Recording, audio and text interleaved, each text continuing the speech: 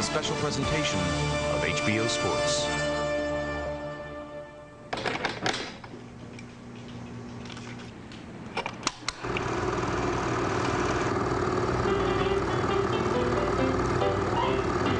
I can do things in the ring that no one has done since you in your prime.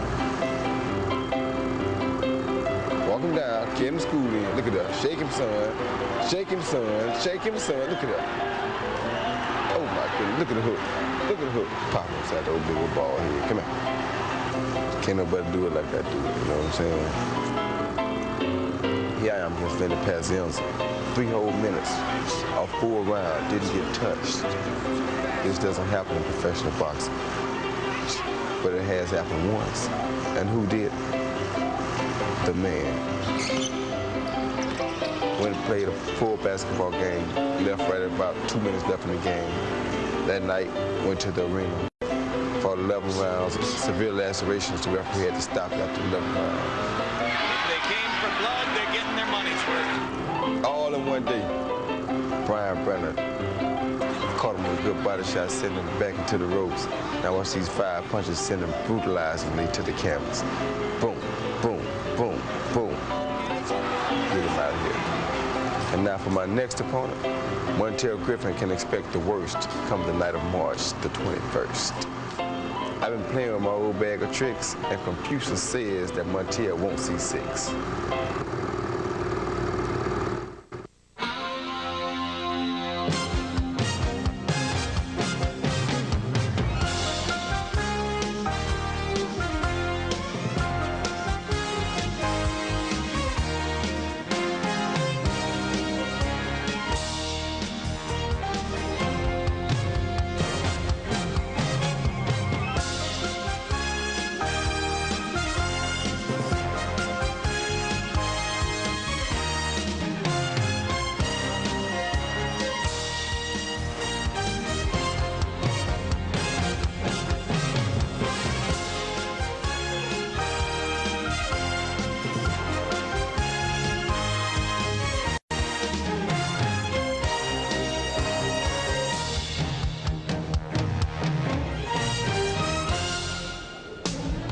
Tonight, live from the Trump Taj Mahal in Atlantic City, New Jersey, HBO Sports presents World Championship Boxing.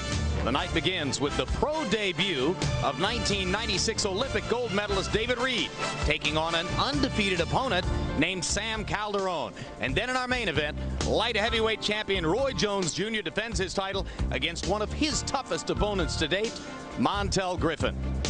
On a clear night in Atlantic City, just off the boardwalk in the Trump Taj Mahal, a select group of 2,400 of Donald Trump's closest personal friends enter for this unique HBO boxing doubleheader. A look at the only American to have won Olympic gold in the boxing competition at Atlanta last year, and at the man still regarded by most as the best pound-for-pound fighter in the sport. Hello again, everybody. I'm Jim Lampley. We welcome you to this unusual HBO Sports World Championship Boxing doubleheader as we look at a present superstar in Roy Jones Jr., a man who honestly believes that he can steal Jones's superstar status with a victory tonight, the equally unbeaten Montel Griffin, and a possible future star in the sport, middleweight David Reid, making an unusual pro debut here. We'll be starting off with the Reid 4-rounder, but as we look ahead to the 12-round main event between Griffin and Jones, let's bring in HBO boxing analyst Larry Merchant. And Larry, Montel Griffin really wants Roy Jones Jr. Jones says that he is more comfortable fighting at 168 pounds, but he surrendered his 168-pound world title to campaign for the time being as a light heavyweight 7 pounds farther north at 175. What's all that about? Jim, he is moving up in weight class, upsizing in effect, for an unusual reason. Usually a dominant champion moves up in weight when he has run out of competition. Jones has been so dominant that the competition has run out on him. 2 168 belt holders, Steve Collins and Frankie Lyles, have rejected big money offers to fight for Jones. At 175 pounds, he hopes to be able to lure Virgil Hill, the recognized light heavyweight champion. Happily, the only prize fighter out there who seems positively eager to fight Roy Jones is the one who is in the house tonight. Maybe someday David Reid will be eager to fight Roy Jones if Jones is still in the game when Reid reaches that kind of stature. Let's turn now to Gil Clancy, working with us tonight, the legendary fight trainer and manager, favoring us with his presence as George Foreman, our regular expert commentator, prepares for his April 26th bout with Lou Savarese. David Reid getting ready to make his 4-round professional debut in highly unusual circumstances. Not only does he break in here under the hot lights at HBO, Gil, but he's fighting an unbeaten opponent with 10 professional fights, 10 wins, 4 KOs. Could Reid be fooling himself when he says, I've fought better guys than the amateurs? He certainly could. You know, in the amateurs, both fighters wear head guards. And Reid hasn't fought in 7 months. Calderon fought 6 rounds in January. The inactivity could also be against Reid, but he is a big puncher. The fact that they don't have head guards may favor Reid. 7 months away from the ring as Reid has undergone 2 eye surgeries in preparation for this. The last time he threw a punch, it produced one of the most dramatic moments of the Atlanta Olympic Games, a moment that had been brewing for years.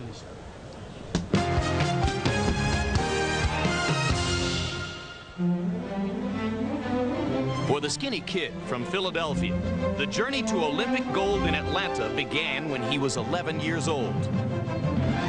That's when David Reid, a tough kid from a tough neighborhood, turned to his mother for guidance. A long time ago, I was suspended from school for fighting, so I went home and told my mom that I got suspended for fighting. And she said, you know what, boy, you need to take your butt to boxing. I asked around the neighborhood. They told me to see the guy with glasses. The man with the glasses would not only show David Reid the way off the street, but pave his path to boxing glory as well. And dig into the body. For David, Al Mitchell was no mere coach.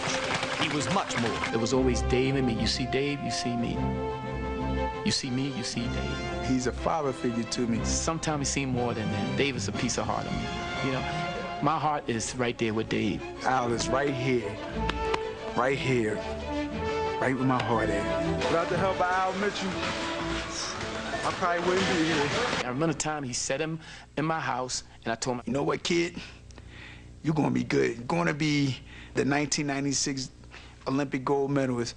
And I'm saying to myself, 14, 15 years old, oh man, he just talking.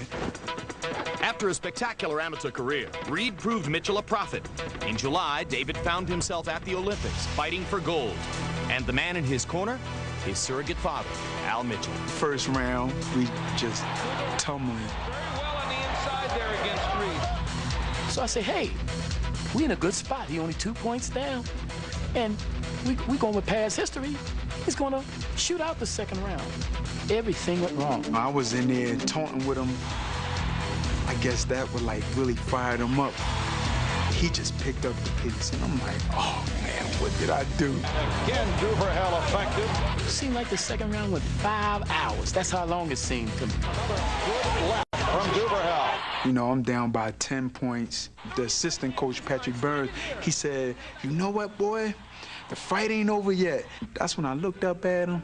I said, took a nice deep breath. I said, you're right, I got 3 more minutes. The Olympics is about never giving up. Don't give up, no matter how tough it gets. No matter how far down, you just don't give up.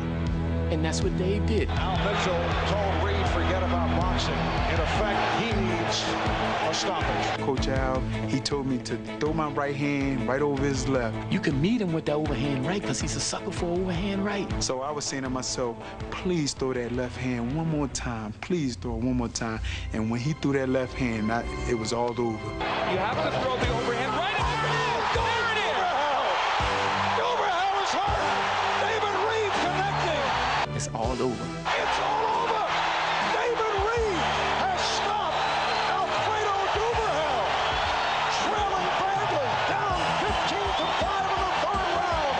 In dramatic fashion, he has won the gold. I kept a flag folded up in my pocket. And he said, what you got there? I said, I got a flag. You gonna walk around just like George Foreman did. Being on top of that podium and watching that flag go up and right in your own country, oh man, it's something. I'm not gonna ever forget that. That's like the greatest moment of my life. I'm still his father, he's still my son, and I could be 90 years old, he could be 50. It's gonna be the same way. And that's the way we are. And it was like me getting that medal. And whoever believed that me at the same time, the head coach at the Olympics, my own son get the medal. It's just unbelievable. It's like a story. I'm always at the right place, the right time. I've been lucky. And I was lucky that the little skinny kid come in the gym there and look for the guy with the glasses. And now Al Mitchell and David Reid will see if their luck continues at the professional level. You look at the tail of the tape for Reid and Sam Calderon out of Campbell, Ohio. 6-year age advantage for Reid. Calderon 1 inch taller, weighed in 3 pounds heavier. David Reid with the slightly stronger or longer reach.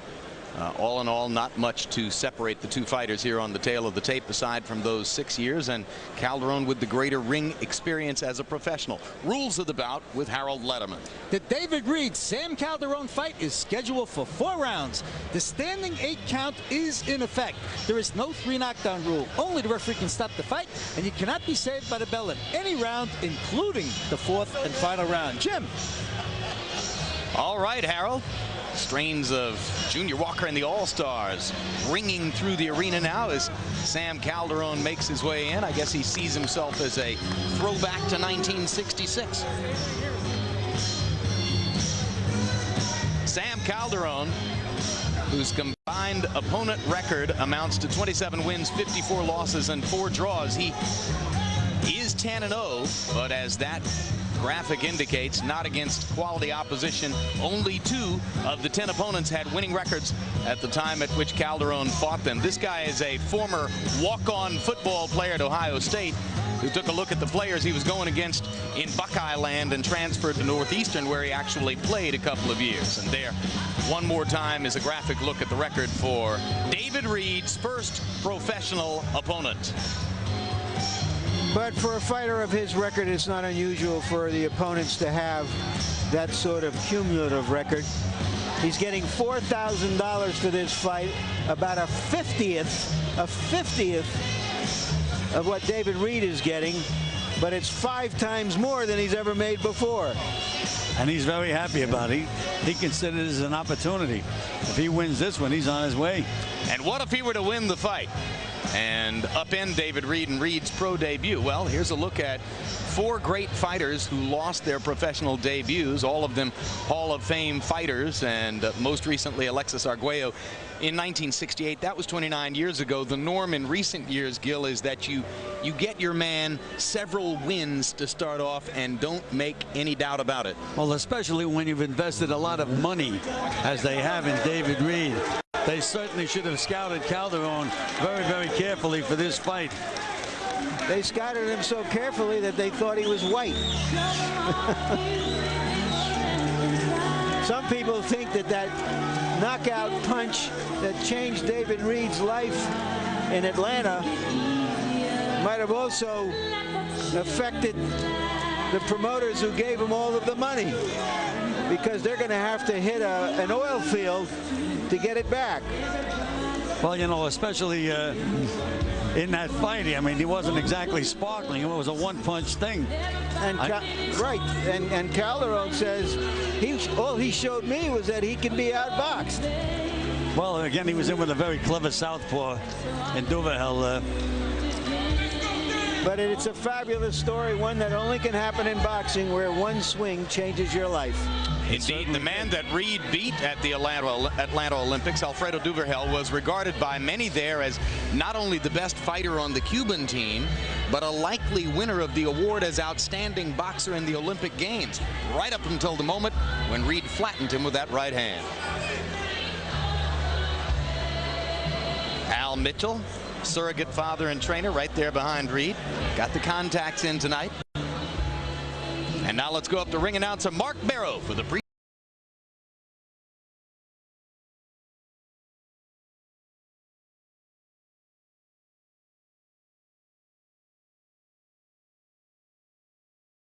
A television glitch. Mark Barrow's microphone is not open to the arena.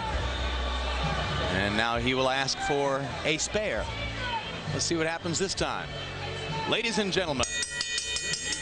Ladies and gentlemen, bingo. And welcome Welcome to the grand ballroom of the Trump Taj Mahal Casino Resort on the boardwalk in Atlantic City for an evening of World Championship Boxing on HBO.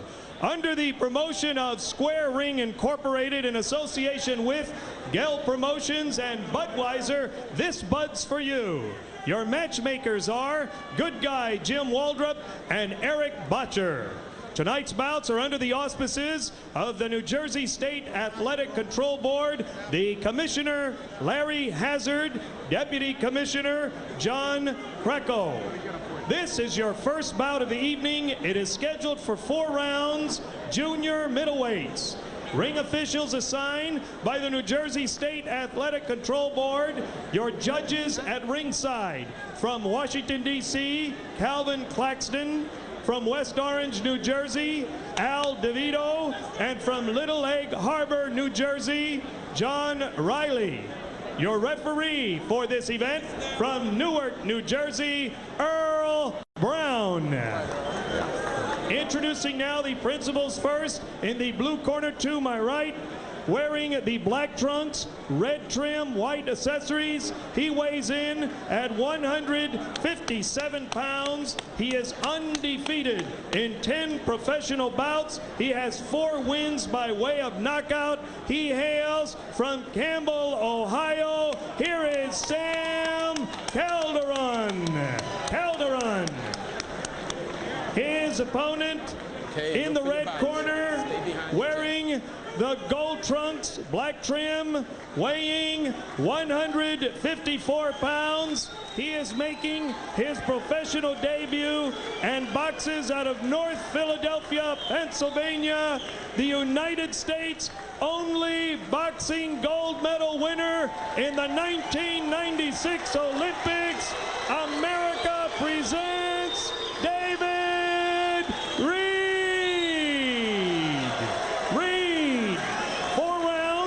Junior middleweights. Go under your arm here. Okay, gentlemen, I expect a clean professional fight. You must obey my commands at all times. When I ask you to break, I want you to stop punching and step back. Protect yourselves at all times. All right, good luck to both of you. Let's do it.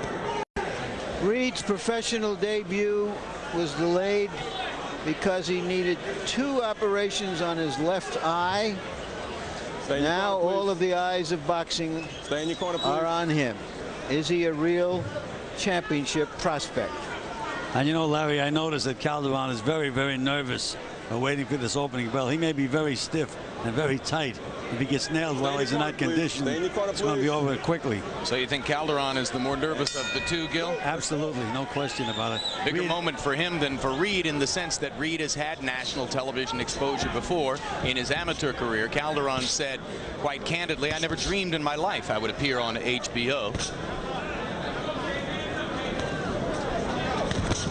And David Reid lands a right hand to open the proceedings.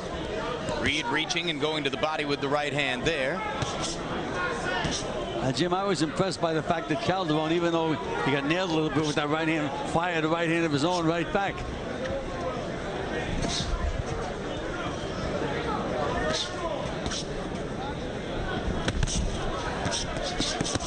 Reid with a heck of a combination.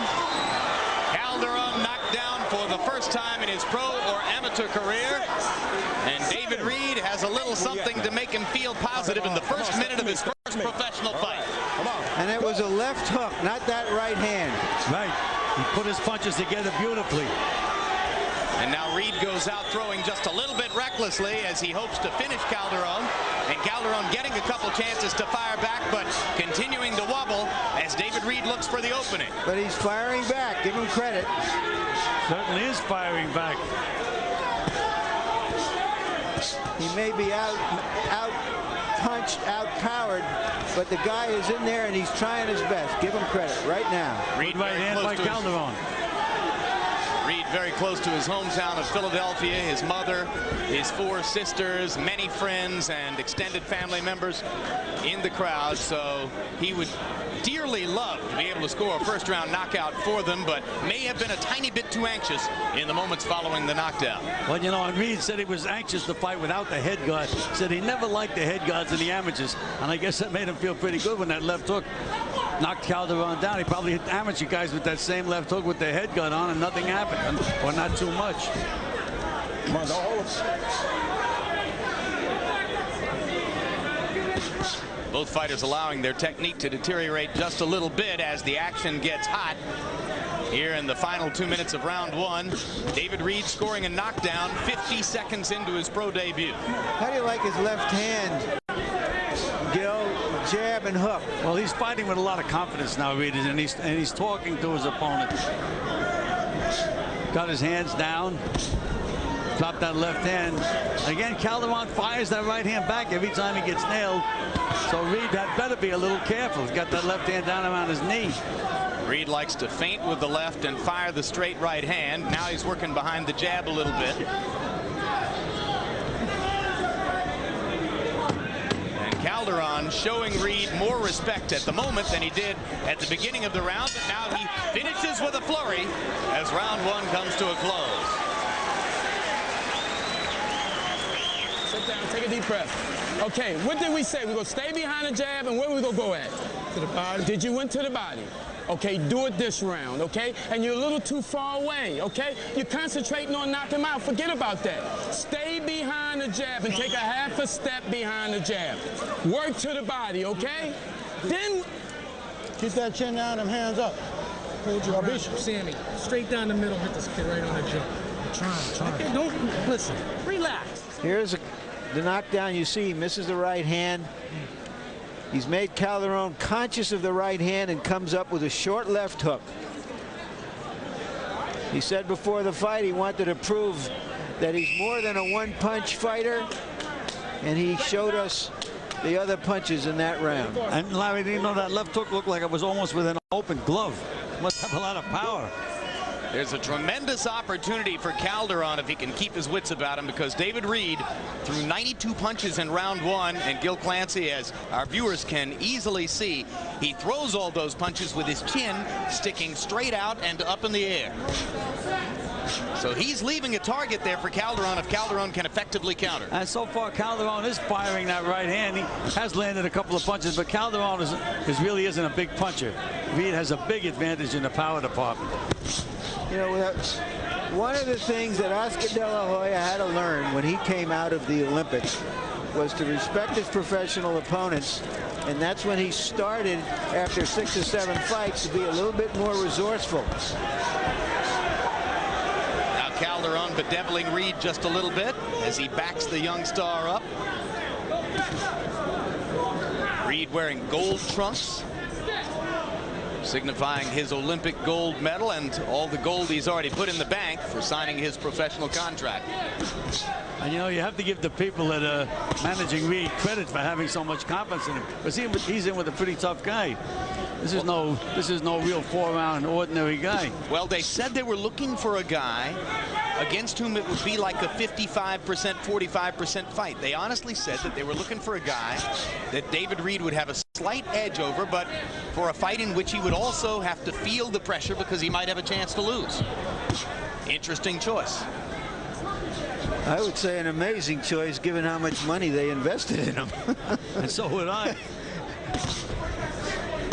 You know, Reid has landed a couple of pretty good right hands, and really nothing's happened this round. Well, he hasn't gone to Calderon's body yet, and of course professionals learn over a period of time that that's the best way to break down an opponent. Do you suppose, Gil, it's because of all those years of fighting in headgear that Reid hasn't learned yet to tuck his chin and protect it? That's probably part of the question. And the other part is the fact that he's not throwing too many body punches, despite the fact that Al Mitchell has told him to really go to the body, because in the amateurs they really don't score body punches that much. But again, I do not like the way that chin is up in the air. That was an early De La Hoya with that chin way up in the air. Right, and he suffered a couple of flash knockdowns and went to the drawing board and said, well, I've got to give some respect to these guys when they're fighting with smaller gloves. Good left hook by Calderon. Now as they trade punches at center ring, Calderon is finishing some of the exchanges and seemingly giving about as good as he's getting from David Reid, who knocked him down in the first round. That was the second low blow of that round. Hey, what's going on? You need some time? You all right? Referee is Earl Brown. And Calderon says he's okay, even though he could have taken time there to recover. I always wonder why fighters don't take the full limit of time available to them. Coming up later tonight, we'll talk to the participants in tomorrow night's 130-pound pay-per-view championship fight. Azuma Nelson, the old professor, against Genaro Hernandez, making a nifty comeback at 130 pounds from his loss to Oscar De La Hoya when he moved up to 135. That'll be coming along later tonight, a conversation with Nelson and Hernandez. If you're going in, always lead off with the jab. Don't walk in without that jab going in. You got to work with that double jab, man. Sam, can you pick up the pace? Yeah. Pick it up this round. Okay? We need the round. We need the round. Look here. Left hand. I know. If you'll double pump the right hand and step with the second shot, you'll catch him. He's pulling back to his back foot. You see what I'm saying? Step up into it. Step up into it. Okay. All right, Seconds. You're doing good. Okay? Let's go. Come on. Come on, Seconds. Let's go. Reid is a second cousin of Boogaloo Watts, the Philadelphia fighter who got a decision over Marvin Hagler early in his career, as well as Jimmy Young, who ended the first career of George Foreman, the heavyweight. So he has some championship blood in him. Larry, let me ask you one thing, because I know you spoke to Reid yesterday about this. We mentioned the eye surgery to eliminate some of the droopiness in the left eyelid, but it's still differently shaped than the right eyelid, and he's complained that he's had some double vision in the past. Is this the best it's ever going to get? Probably. He says now on a scale of 10 it's a 9. When he fought in the Olympics it was a 5. And that he frequently fought with double vision. Harold Letterman, how do you have the fight scored through the first 2 rounds? Jim, 20-17, 2 rounds to nothing. David Reid. You have to give him an extra point for that clean knockdown in the first round. I tell you, he's out punching Sam Calderon. You know, one thing that grabs me is the fact that David Reid ought to keep his tongue in his mouth. He keeps sticking his tongue out constantly. One of these days, boy, that could be trouble.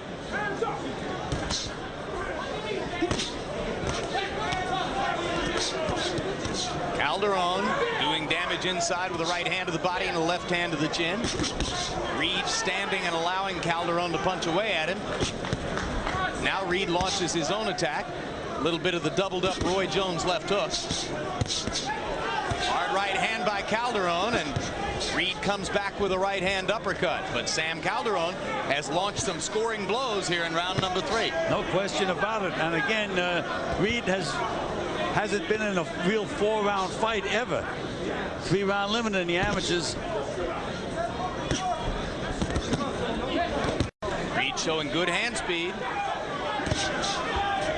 Bounces a right hand off the head of Calderon. I'm sure that they prepared Reid for a 4-round fight. But again, this is regular competition. You just don't know how that pressure is affecting him either.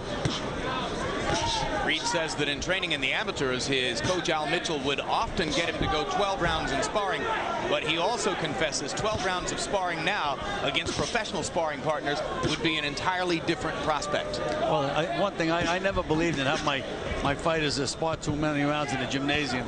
Save it for the fight. Sharpen them up is the main thing to do. What do you think of Danny Romero's new tactic of going into a fight without sparring at all? I don't like it. Again, I don't think you really have to spar too much. I mean, one of the best stamina fighters of all time was Emil Griffith. He used to fight 15 rounds without taking a deep breath, and he never sparred more than 4 rounds in the gymnasium. Long right hand lands between Calderon's guard for David Reid. Reid backing up a little bit more in round 3 than was the case earlier, but now flurrying in the closing seconds and landing to perhaps steal another round. And Roy Jones coming up later tonight, defending his World Light Heavyweight Championship against an equally unbeaten light heavyweight, Montel Griffin. Griffin says that he doesn't understand what all the fuss is about Roy Jones and thinks that he is going to take away Roy's superstar status with a victory tonight. And keep your hands up, okay? Now you listen to me. All that work we did in the gym, I want you to see you put it together this round. I want to see you working behind the jab, taking your body shots. When he pulled out, punching 2s and 3s, okay? And then come back with combinations. You're making a miss, and you're not making them pay. Another thing, you're pulling out for no reason. Good, strong round. Have a good round. Sam, move in with those punches. Step up. Step up. Calderon told us that he has an associate degree in hospitality management from Youngstown State, not being very hospitable to the debut of David Reid. And in Calderon's corner, they told him to double up his jab to move Reid back, but he has not been doing that. Oohs and ahs as Reid landed a right hand across the top. You see that Harold Letterman continues to score every round for Reid, including a 2-point round in the first when he decked Calderon in the first minute of his first professional fight. Since then, it's been a lot more even. But by punch stat numbers coming into this round, Reid had thrown 49 more punches and landed 48 more punches than Calderon. So he's well ahead in those numbers as well as on the Letterman scorecard. But he's still, I do not like the fact that he raises his head every time he throws a punch. In general, Gil, what do you see in him in his professional debut that you like and that has to be corrected? Well, the main thing that has to be corrected is the fact that every time he throws a punch, his head automatically goes up. You have to, it's like your chin has to go down when you throw a punch, not up. What do you like? Well, I like the fact that he is trying to put his punches together, and I like his power. He is a strong guy. But another negative is the fact that he hasn't punched to the body at all in the fight. In a way, it seems then this is a good test for him against a better fighter, so that instead of going out there and putting together a string of one-round knockouts, they know what they have to work on. Well, absolutely. There's no question about that. He's been criticized by some for sticking with his longtime amateur trainer, Al Mitchell. He says, between Al and me, it's about our personal relationship, it's about the love we have for each other, and Al will get his respect when I win a world title. But it'll be interesting to see if at some point they bring in a teacher to help him eliminate some of these technical flaws.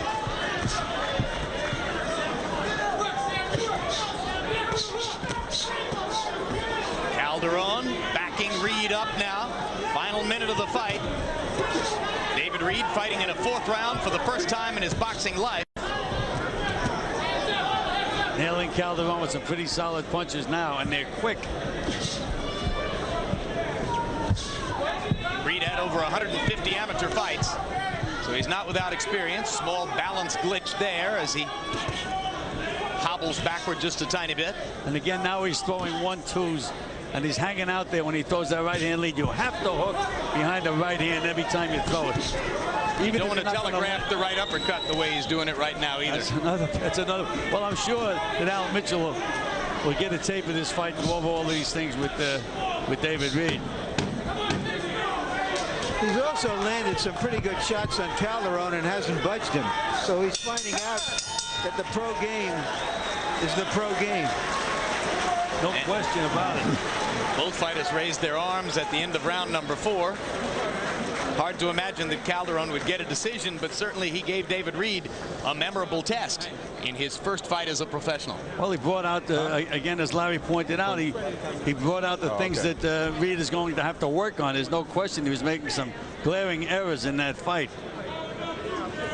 Yeah, he will not be able against good fighters to lean back, load up the right hand, and try to throw an uppercut from distance like that. If he gets nailed doing that, they'll count to 500. Harold Letterman, how'd you have it? And that's so hard to score. 40-35, 4 rounds to nothing. David Reid, he gets a 10-8 round in the first and 3 10-9s after that. I was impressed with his hand speed, to tell you the truth, Jim. He's got terrific hand speed, nice combinations. I like the way he keeps his distance, too. That's good ring generalship. So many times Sam Calderon would throw a punch and would come out short. So David Reid kept his distance nicely and pounded him with real good, solid combinations. The man behind Al Mitchell is Matt Tinley of America Presents, who laid out more than $1 million to sign Reid to a contract. Right now, let's go to ring announcer Mark Barrow for the official decision. Ladies and gentlemen, we have a unanimous decision. Judge Al DeVito scores it 39-36. And judges Calvin Claxton and John Riley both score it 40-35 to the winner by unanimous decision, David Reid. Go ahead, turn around, take a picture for them. Hold on, we got to do an interview. We got to do an interview. $4,000 for Sam Calderon, about $200,000 for David Reid.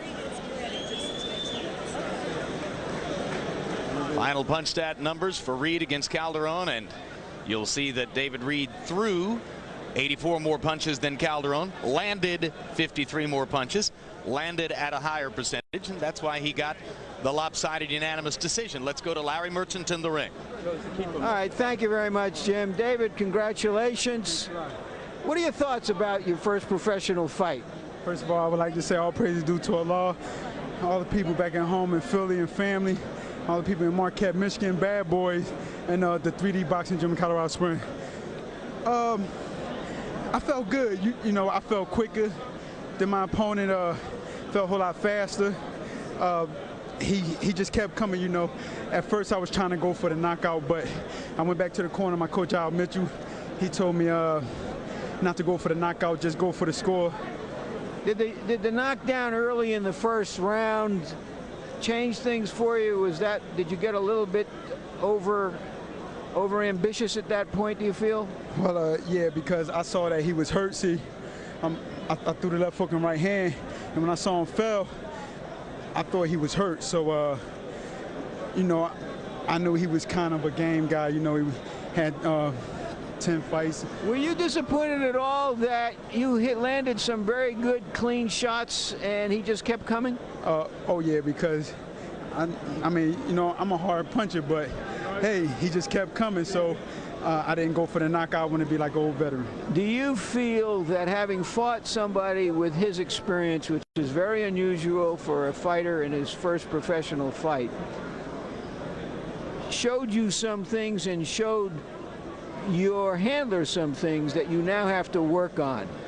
Oh, yeah, you know, I got to work on my defense a little bit more, work on a couple body shots, and that showed me right there that I guess, you know, the next couple years I'm going to be ready for anybody, any champ that comes my way.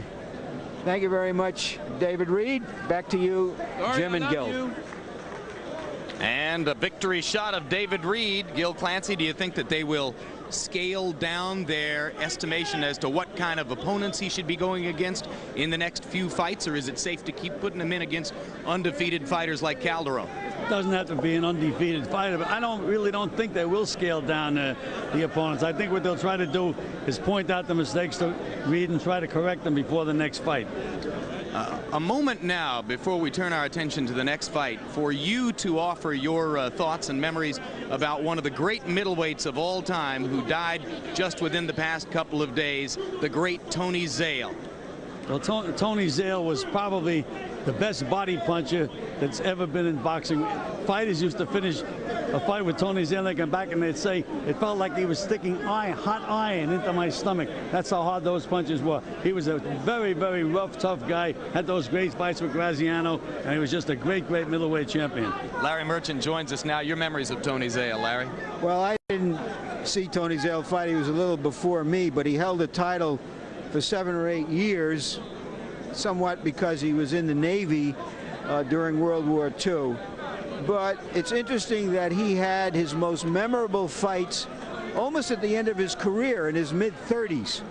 The fights that have made him a legend today, those Graziano fights. So even though a fighter is a champion like Roy Jones, he has to be patient, waiting for his time to come for when he can have the big fights that mark him in people's histories and people's minds. Which brings us to the upcoming main event between